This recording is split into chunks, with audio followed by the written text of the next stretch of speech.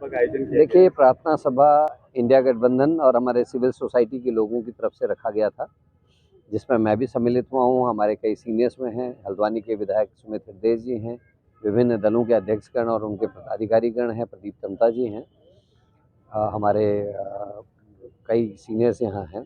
प्रार्थना सभा रखी गई, सब धर्मों की जो शांति की प्रार्थना है उसको यहाँ हम लोगों ने दोहराया है। और उस घटना पे अफसोस किया है जिसमें कई लोगों की जानें चले गई, कई पुलिसकर्मी घायल हो गए, कई कर्मचारी घायल हुए हैं, कई पत्रकार साथी घायल हुए हैं। उन सब के प्रति संवेदनाएं प्रकट की हैं। जो मृत हैं उनके लिए भी शांति की पाठ की है और हमने अपील की है शांति की, कि शांति बहाल करें।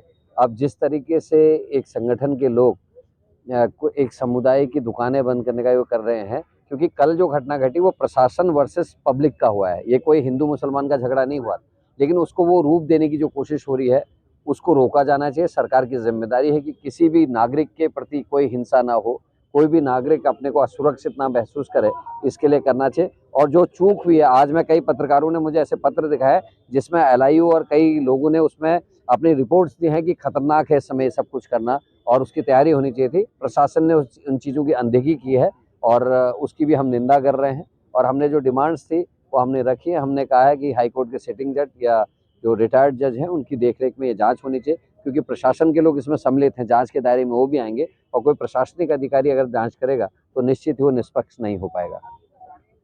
हल्द्वानी में जो घटना घटी है, हिंसा हुई है, उसको लेकर के प्रार्थना सभा का आयोजन किया गया है और मजिस्ट्रेटिव जांच के आदेश भी दे दिए सरकार ने। दीपक रावत जी करेंगे उसकी जांच, क्या लगता है? देखिए, ये तो हम लोगों ने शांति की अपील पहले दिन से की है और हम तो अपील कर रहे हैं कि सभी पक्ष शांति बरतें, उसमें सरकारी पक्ष भी।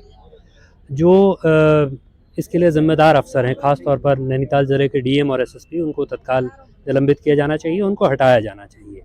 और मजिस्ट्रियल जांच उसी सिस्टम के एक अफसर से इसका कोई मतलब नहीं है। हाई कोर्ट के सिटिंग जज की निगरानी में सिटिंग जज से जांच करवाई जानी चाहिए। और इसके अलावा मैं एक बात और कहना चाहता हूँ कि इस समय भी वहाँ पूरा पुलिसिया तांडव, पुलिसिया हिंसा चल रही है। लोगों को घरों से दौड़ा करके पुलिस मार रही है, महिला पुरुष का कोई भेद नहीं किया जा रहा। तो सबको एक ही थैली में तौलने की जो ये कोशिश है और एक तरह से पूरे समुदाय को इस तरह से अपराधी बनाने की जो कोशिश है, जो पहले दिन DM का नोटिफिकेशन आया, उस नोटिफिकेशन से ही ये नहीं, उसमें इस तरह की आपत्तिजनक भाषा का इस्तेमाल हुआ। तो अभी जो ये उत्पीड़नात्मक कार्रवाई है, हमारी ये मांग है कि उस उत्पीड़नात्मक कार्रवाई पर रोक लगे। इस तरह से बिल्कुल पूरे एक समुदाय को निशाना बनाने की कोशिश, बिना ये जाने हुए कि कौन असल अपराधी है कौन नहीं है, तो ये कोशिश निंदनीय है। हम फिर ये अपील करते हैं कि शांति बहाल की जाए, लोगों के साथ वार्ता की जाए और इस पूरे प्रकरण के लिए जो दोषी हैं उन पर कार्रवाई की जाए।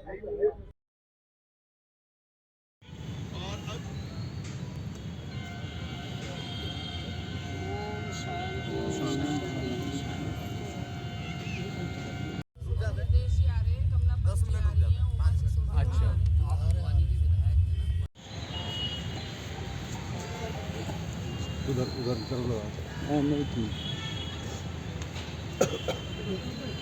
मैं तो नीचे लगा